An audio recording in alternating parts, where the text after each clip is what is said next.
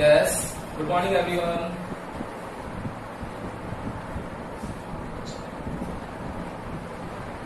Good morning, everyone. आवाज आ रही सबको?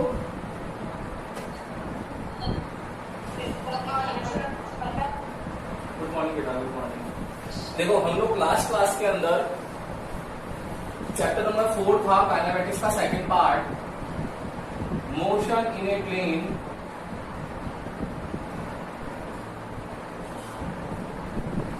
हम लोगों ने स्टार्ट कर रखा था। कल हम लोगों ने 1D, 2D and 3D motion के बारे में पढ़ा था कि 1 डायमेंशनल मतलब होता है एक डायरेक्शन में, 2D मतलब होता है दो डायरेक्शन में जहां XY प्लेन हो, YZ प्लेन हो या ZX प्लेन हो, और 3D प्लेन होता है जहां पर X, Y और Z तीनों एक्सिस हो, तीनों प्लेन हो। ठीक है, वो 3D प्लेन था। फर्स्ट चीज ये सीखी थी हम लोगों ने 1D, 2D एंड 3D, उसके एग्जांपल्स देखे थे। देन उसके बाद हम लोगों ने कल किया था सेकंड टॉपिक स्केलर और वेक्टर के बारे में कि स्केलर क्वांटिटीज कौन सी होती है।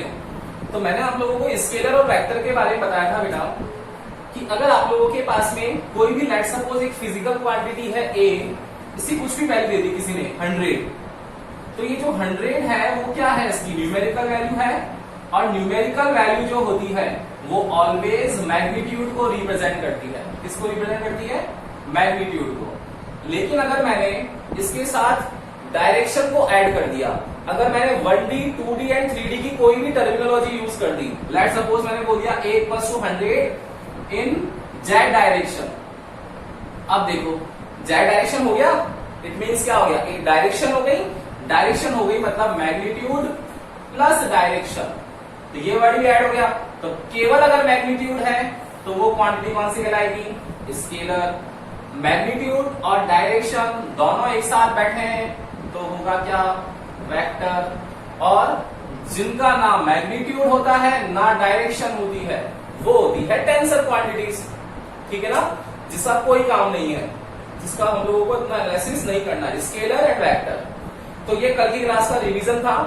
जो भी स्टूडेंट्स छूट गए थे एक बार देख लेना बेटा, पूरा वीडियो देखना आप लोग। अब इसके आगे चलते हैं। आज की क्लास काफी इंपॉर्टेंट है। आज हम लोग ऑपरेशन ऑन वेक्टर्स पढ़ेंगे।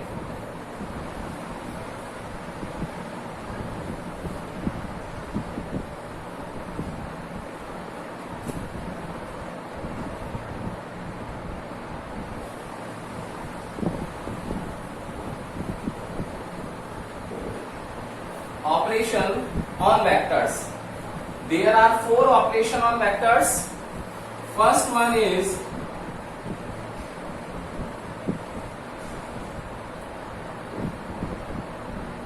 addition of vectors. Second one is subtraction of vector. Third one is multiplication of vector, and fourth one is division of vector. Okay, तो 1 by 1 पढ़ेंगे हम लोग इसके अंदर।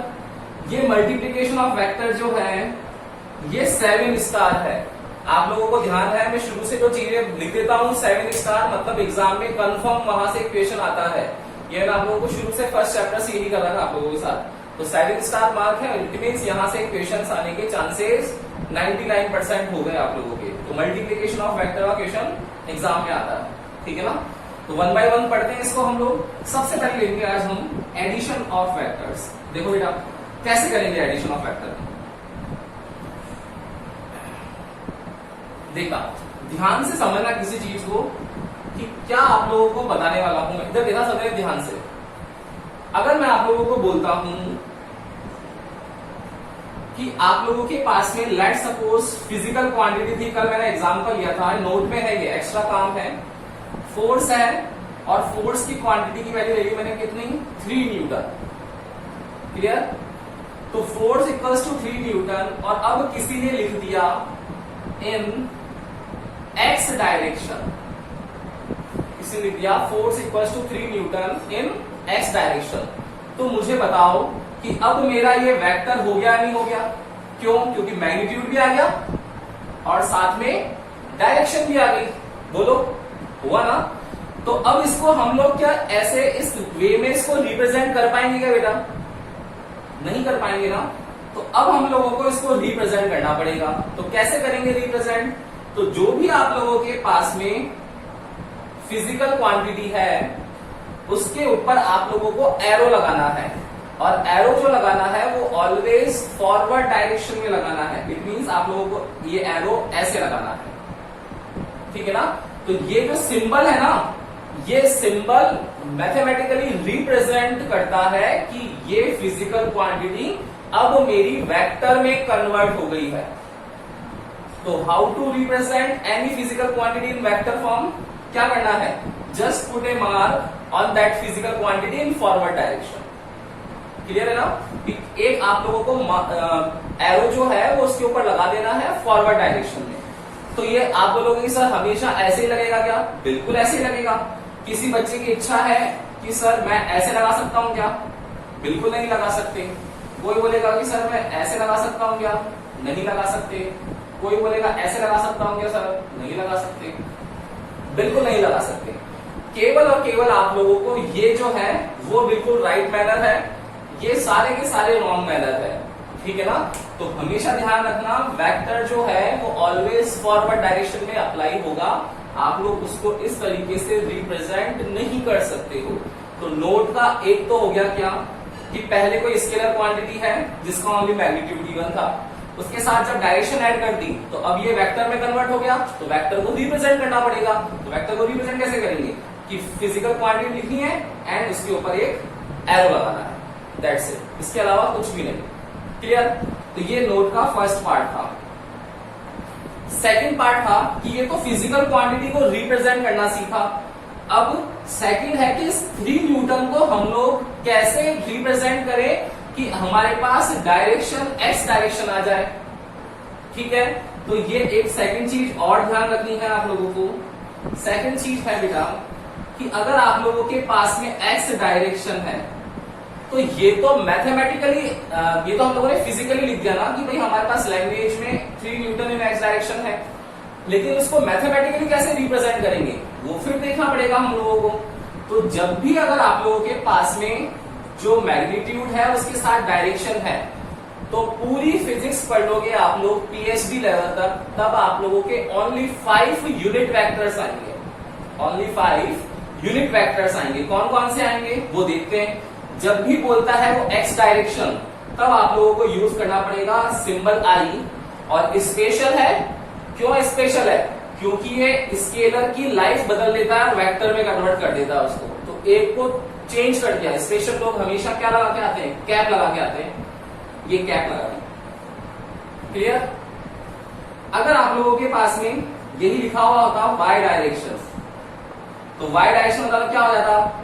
जे लगा देते और जे के ऊपर कैप लिखते। अगर यहां पर आप लोगों के पास में जेड डायरेक्शन होता तो जेड डायरेक्शन होता तो क्या करते?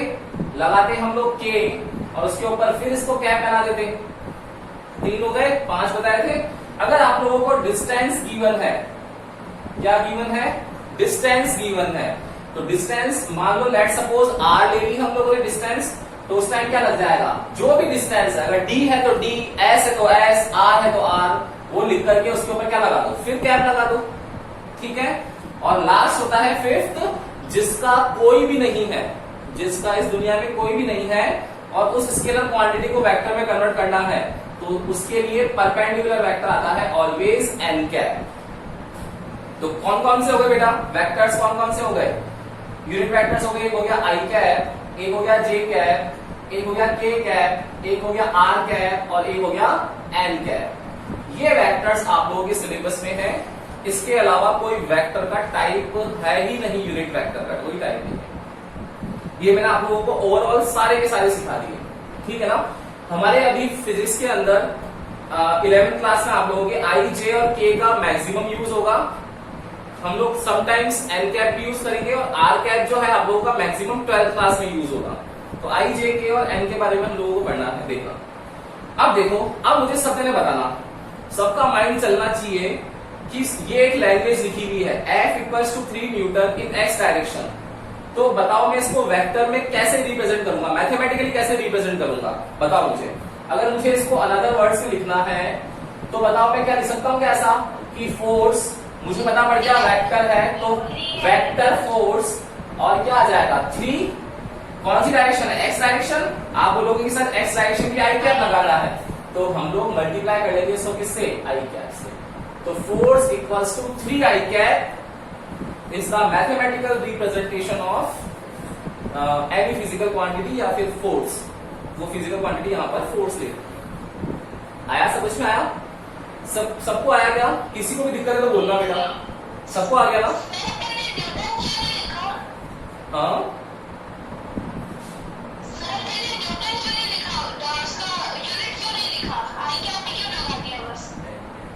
अच्छा यूनिट क्यों नहीं लिखा? यूनिट लिखेंगे ना बेटा, यूनिट तो लिखेंगे ही ना।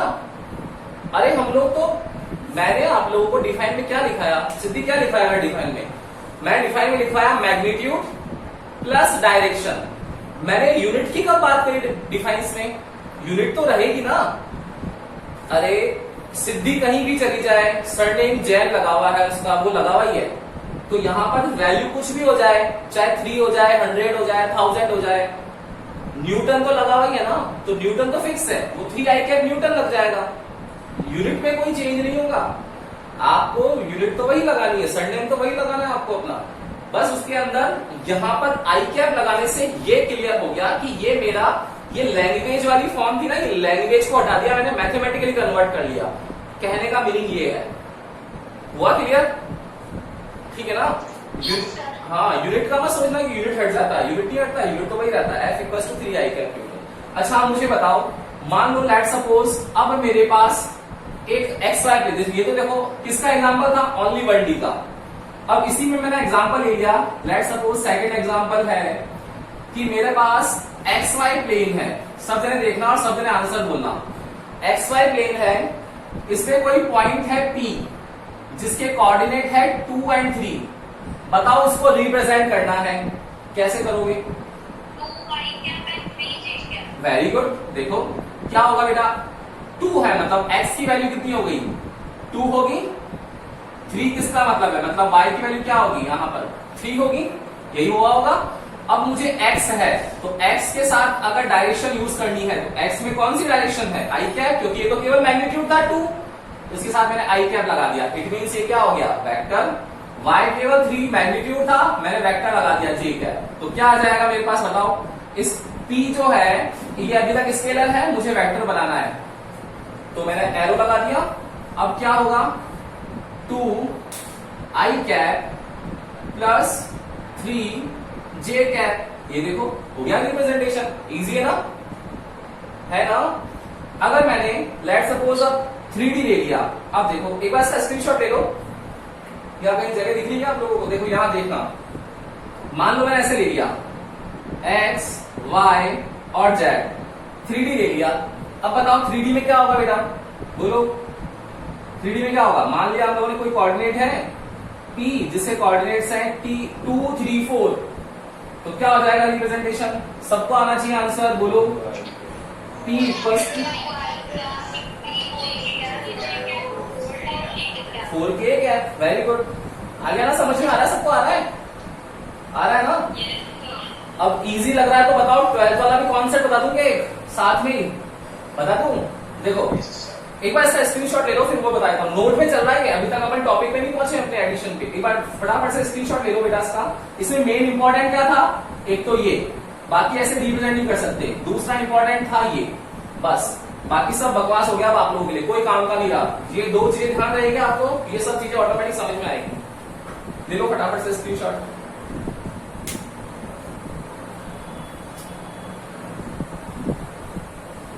गैस ले लिया, स्क्रीनशॉट ले लिया?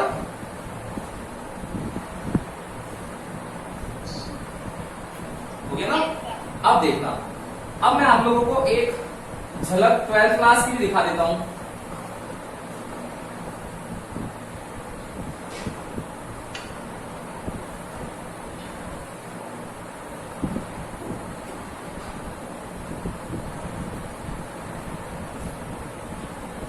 सबको फर्स्ट चैप्टर याद है क्या बेटा अपना, फिजिकल वर्ल्ड, है ना? मैंने उसमें आपको 4 फंडामेंटल फोर्सेस लिखवाए थे। फर्स्ट था ग्रेविटेशनल, सेकंड था इलेक्ट्रोमैग्नेटिक, उसमें एक मैंने इलेक्ट्रोस्टैटिक फोर्स, कूलॉम फोर्स की बात की थी, आप लोगों को याद होगा तो मैंने आप लोगों को बताया था वहां पर कि F इक्वल्स टू के Q1 Q2 अपॉन R² लिखा था। आया याद सबको? है क्या ऐसा लिखा हुआ? वहां भाई ग्रेविटेशनल फोर्स लिखते थे Gm1 m2 ओवर R²। तो ग्रेविटेशनल फोर्स और इलेक्ट्रोस्टैटिक फोर्स दोनों सेम ही होते हैं। क्या फर्क होता है बस कि यहां पर ये ग्रेविटेशनल फोर्स जो होता है वो उनके बीच में लगता है जिन ऑब्जेक्ट के मासेस हो, जिन ऑब्जेक्ट के मास हो। और इलेक्ट्रोस्टैटिक फोर्स कब लगता है? इलेक्ट्रिक वर्ड आ गया, मतलब वो कब लगेगा? जब चार्ज अवेलेबल हो। तो बस यहाँ m1 m2 की जगह चार्ज आ जाएगा, यहाँ कांस्टेंट g है, यहाँ k है, सेम हो गया। अब मुझे बताओ इन दोनों को, ये क्या है? फोर्स है। मुझे इसको कन्वर्ट करना है किसमें? वेक्टर में। तो बताओ कैसे करेंगे? देखो अब आप बोलोगे कि सर कोई डायरेक्शन तो दे ही नहीं रखी है, कोई भी डायरेक्शन नहीं दे रखी है। ग्रेविटेशनल फोर्स की कोई डायरेक्शन होती है क्या? बताओ, कोई डायरेक्शन नहीं होती। वो तो अर्थ के हर एक पॉइंट पर लगने वाला फोर्स है, तो कैसे होगा? तो जब भी ऐसा आ जाए तो मैंने आप लोगों को एक चीज बता रखी है कि 5 ही यूनिट वेक्टर है, आई कैप, जे कैप, के कैप, डिस्टेंस है तो आर कैप, और जिसका कोई भी नहीं है इस दुनिया में उसके लिए एन कैप। क्या होगा? यहां पर आप लोगों को सबको दिख रहा होगा कि सर देखो डिस्टेंस दे रखी है r², तो सबके मन में आएगा कि सर फोर्स लिखो, वह लगाओ उसके ऊपर वेक्टर और इस क्वांटिटी को लिख लो Gm1 m2 ओवर R² और साथ में मल्टीप्लाई कर दो किसको? r कैप को। सेम ऐसा ही आप लोग यहां भी करना चाहोगे कि फोर्स लगा दिया K Q1 Q2 over R² dot क्या लगा दोगे? r कैप लगा दोगे। आ गई ना कहानी? समझ में आई ना? देखो आई जे के समझ में आ गया था। ये मैंने आप लोगों को कुछ हल्का फुल्का आइडिया 12th क्लास में दे दिया कि अगर ऐसा आ जाए जहां पता ही नहीं पड़ेगी डायरेक्शन कौन सी है, तब आप लोगों को डिस्टेंस गिवन है तो आर कैप लगाना है।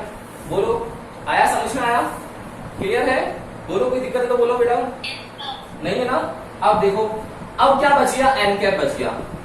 तो एक उसका भी एग्जाम्पल देख लो कि लेट सपोज आप लोगों को कोई भी एक फिजिकल क्वांटिटी है वो दे दी ए और इसकी वैल्यू दे दी 3।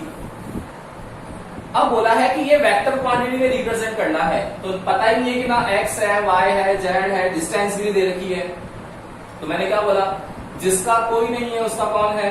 एन कैप है। क्या आ जाएगा? वेक्टर a इक्वल्स टू क्या लगाएंगे?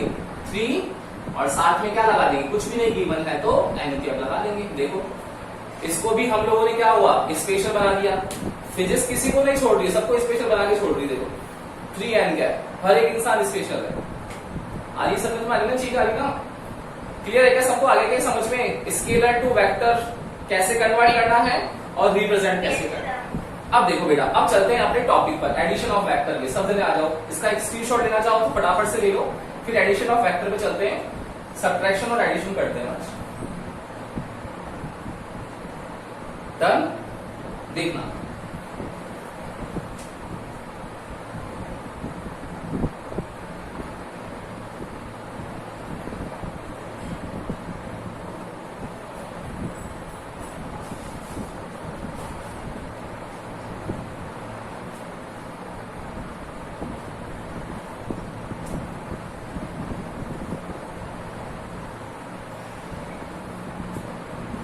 Addition of vector.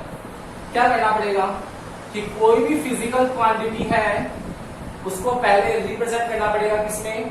वेक्टर में। एंड देन उसका क्या करना पड़ेगा? फिर एडिशन करना पड़ेगा। एडिशन सबको आता है, वेक्टर में कन्वर्ट करना आप लोगों ने अभी सीख लिया है। तो कैसा क्वेश्चन आएगा वो देखते हैं। देखो क्वेश्चन से करेंगे, कोई इसका मतलब लैंग्वेज वगैरह कोई टॉपिक में कुछ इन्वॉल्वमेंट नहीं, केवल डायरेक्ट क्वेश्चन जैसे डायमेंशन वाले करते हैं वैसे करेंगे इसका।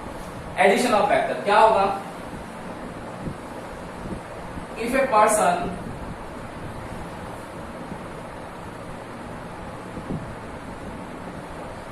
is having position P1 3 4 2 in XYZ plane. If a person is having position P1 3 4 2 in XYZ plane, when he moves on another point P2 5 4 3, then what will be total distance covered by the person? Question है आप लोगों का, if a person is having position P1 3 4 2 in XYZ plane, when he moves on another point P2 5 4 3, then what will be the total distance covered by the person? बताओ कैसे करेंगे? Yes? कोई है? कैसे करेंगे बताओ? पोजीशन गिवन है P1, कौन से पॉइंट में गिवन है? 3D प्लेन में। हाँ बोलो। हाँ हाँ बताओ, आंसर बताओ, अच्छी बात है, बताओ।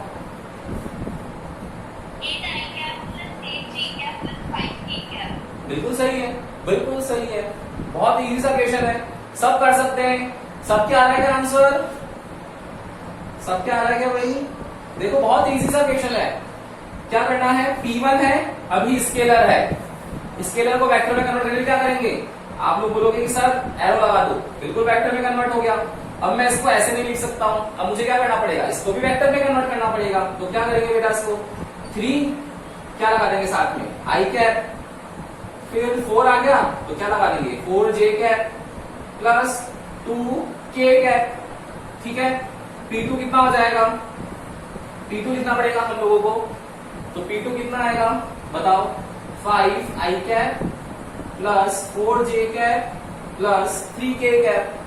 टोटल डिस्टेंस निकालनी, एक पॉइंट ये था, एक पॉइंट ये था, मतलब मुझे टोटल डिस्टेंस के लिए क्या करना पड़ेगा? P1 एंड P2 को ऐड करना पड़ेगा, बस ऐड कर लो डायरेक्ट। तो क्या आ जाएगा distance? 5 and 3 8 I cap, 4 and 4 8j cap, 3 and 2 5k cap. कोई ऐसा बच्चा तो नहीं ना जिसको लगता हो कि सर आई कैप को जे कैप से भी ऐड करना चाहिए था और जे को के से भी करना चाहिए था? ऐसा तो कोई नहीं है ना, है ना? स्पेशल बनना है, लेकिन इतना भी स्पेशल नहीं बनना है कि ऐसी चीजें करने लग जाओ। वो मल्टीप्लाई में करेंगे, अगर इन दोनों को मल्टीप्लाई करना हुआ तो इस 3 आई कैप को इससे भी करेंगे, इससे भी करेंगे, इससे भी करेंगे, है ना? तो मल्टीप्लाई में करते हैं सब, एडिशन ऑपरेशन नहीं करते, बेसिक सी चीज है बहुत। क्लियर कर लोगे? कोई दिक्कत नहीं ना? एडिशन क्या करना है? जस्ट एक ऐड करना। देखो नोट का कितना फायदा हुआ, नोट समझने से वो चीजें कितनी इजी होगी। अब अगर मान लो सेकंड क्वेश्चन आ गया और सेकंड टॉपिक पे चले जाएं हम लोग कि एडिशन की जगह सर आपकी बार सब्ट्रैक्शन करना है। कैसे करोगे सब्ट्रैक्शन?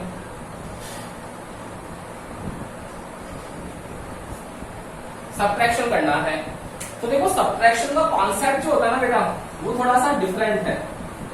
क्या होता है वो देखते हैं एक बार।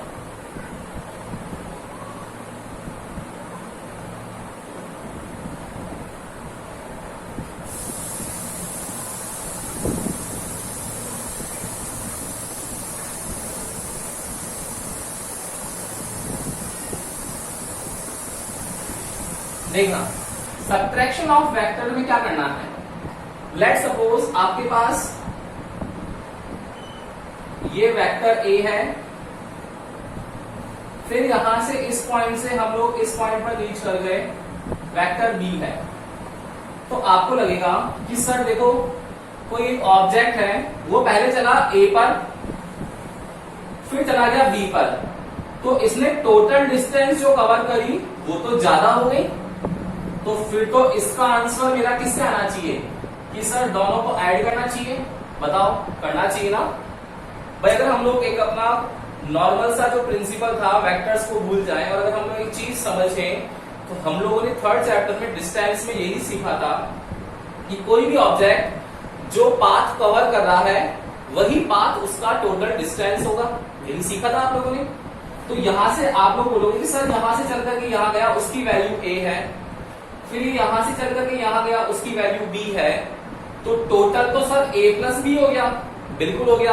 अरे लेकिन ए प्लस बी आंसर थोड़ी ना है, ए प्लस बी तो एडिशन का है, सब्ट्रैक्शन का थोड़ी ना है। तो सब्ट्रैक्शन में क्या करना पड़ेगा? कुछ डिफरेंट करना पड़ेगा। क्या करना पड़ेगा कि जो भी आप लोगों का हॉरिजॉन्टल वेक्टर है, हॉरिजॉन्टल है ये, इसके रिस्पेक्ट में यहां पर एक मिरर रखो और मिरर रख करके जो भी दूसरा ऑब्जेक्ट है उसकी क्या कर लो, मिरर इमेज बना लो।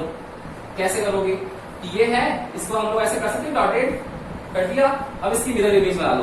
तो देखो मिरर में ये अगर ऊपर जा रहा है तो मिरर में कैसा दिखेगा, उल्टा दिखेगा, क्या नीचे जाता होगा, देखो डायरेक्शन नहीं रहेगी इसकी, और ये ऐसे दिखेगा। बताओ दिखने वाला है ना, इसको क्या कर देंगे, मिरर इमेज है, डॉटेड लाइन से इसको हम लोग रिप्रेजेंट कर देंगे, ये डॉटेड लाइन से रिप्रेजेंट कर दिया। तो क्या हुआ कि टोटल गया ए, वापस क्या हुआ, ये क्या था पॉजिटिव डायरेक्शन, तो प्लस बी है। तो अगर आप लोग क्या करते हो कि सर यहां से अगर ये मैं सीख के आया हूं कि भाई ये मेरा अगर ओरिजिन पॉइंट है तो उससे उधर की वैल्यू अगर प्लस होती है तो जब भी अगर मैं यहां पर एक मिरर इमेज ड्रॉ करता हूं तो पीछे की वैल्यू मेरी माइनस आती है। सर ये आप लोग सीख कर आए हो। इस चीज को देखो यहां पर किस वे में रिप्रेजेंट कर रखा है कि आप भी अभी भी यही बोलोगे कि सर देखो ये मेरी हॉरिजॉन्टल लाइन है, मुझे इसकी अभी भी मिरर इमेज फॉर्म करनी है, तो वेक्टर है, इसका मतलब देखो यहाँ पर x भी क्या था, वेक्टर था, लेकिन आप लोगों को छोटी क्लासेस में बताया नहीं गया, ये plus Y minus Y. Minus Y क्यों लिया, ऑपोजिट डायरेक्शन के लिए लिया, डायरेक्शन वर्ड आ गया, दैट मीन्स वो वेक्टर है। आया समझ। यहां भी क्या करेंगे कि सर ये तो फॉरवर्ड डायरेक्शन है आगे की तरफ, इसका मिरर इमेज लिया तो पीछे की तरफ आ गया, मतलब ये क्या आया होगा, माइनस बी आया होगा, नहीं आया होगा, बिल्कुल आया होगा, आया होगा ना। अब देखना क्या चला, अभी भी डिस्टेंस कवर कितनी हुई, ए प्लस माइनस बी, इस बार कितनी हो गई कि आपके पास में ए है प्लस माइनस बी, तो अब आंसर कितना आ जाएगा, ए माइनस बी। अब आप बोलोगे अरे सर सब्ट्रैक्शन तो करना है, डायरेक्ट माइनस कर लेंगे ना, कुछ बच्चे बैठ करके ऐसा सोच रहे होंगे कि सर सब्ट्रैक्शन ही तो है, डायरेक्ट माइनस कर लेंगे, क्या फर्क पड़ रहा है, बिल्कुल कर लोगे, बिल्कुल सही सोच रहे हो, लेकिन ये कॉन्सेप्ट बताना जरूरी था, ये कॉन्सेप्ट बताना जरूरी है आप लोगों को कि पॉजिटिव डायरेक्शन जो है उसको जो हम प्लस ले रखा है उसी का मिरर इमेज ड्रॉ कर करके हम लोग उसकी वैल्यू को नेगेटिव कर सकते हैं। तो मैंने आप लोगों को वैल्यूज को नेगेटिव करना सिखाया है, ना कि मैंने आपको सब्ट्रैक्शन सिखाया। सब्ट्रैक्शन तो एडिशन सीख लिया था, जब भी सीख लिया था आप लोगों ने कि एडिशन सब्ट्रैक्शन क्या होता है, प्लस और माइनस करना होता है। मैंने आप लोगों को इस टॉपिक में वो नहीं सिखाया है, मैंने क्या सिखाया है, ध्यान देना इस टॉपिक पर। मैंने आप लोगों को मिरर इमेज लेना सिखाया है कि किसी भी ऑब्जेक्ट की मिरर इमेज लेंगे तो वो वैल्यू नेगेटिव हो जाएगी। मैंने x की मिरर इमेज ली थी तो माइनस एक्स हो गया, y की मिरर इमेज ली थी तो माइनस वाई हो गया, सेम z की लूंगा तो माइनस जेड हो जाएगा। वैसे ही यहाँ पर वेक्टर b की अगर मैं अपोजिट डायरेक्शन में चला जाऊं सेम, तो मेरे पास वो वैल्यू जो होगी वो माइनस बी हो जाएगी। गाड़ी पकड़ में आ रही क्या भाई, समझ में आ रही चीजें, कैसे बोलूं? हाँ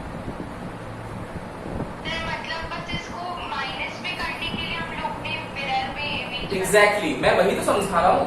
मैंने अभी आप लोगों के मन के जो डाउट है ना वो मैंने आप लोगों को पहले ही बोल दिए कि सबको यहाँ लग रहा होगा, अभी जितने भी अपनी क्लास में बच्चे हैं सबको ये लग रहा होगा कि सर देखो माइनस ही तो करना था सर, सब्ट्रैक्शन ही तो करना था, तो आपने इतना सब झमेला बताया, आप डायरेक्ट ऐसे प्लस का बताया, आपने ए प्लस बी करते हैं, वैसे सर ए माइनस बी बता देते, ये बताने की क्या जरूरत थी।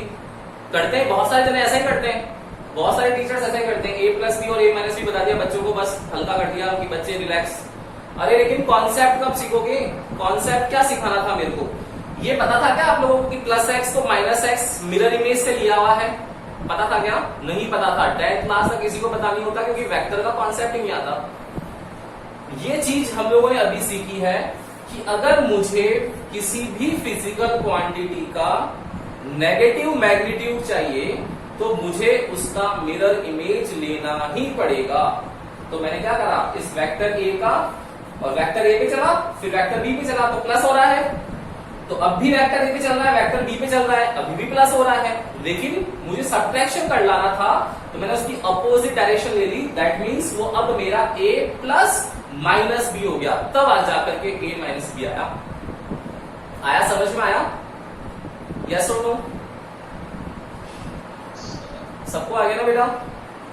देखो इतना कुछ भारी भरकम नहीं है, सीधा सोचना है कि मुझे किसी चीज को अगर माइनस लेके जाना है मतलब मुझे मिरर इमेज देनी है, बस खत्म कहानी, इजी सा है।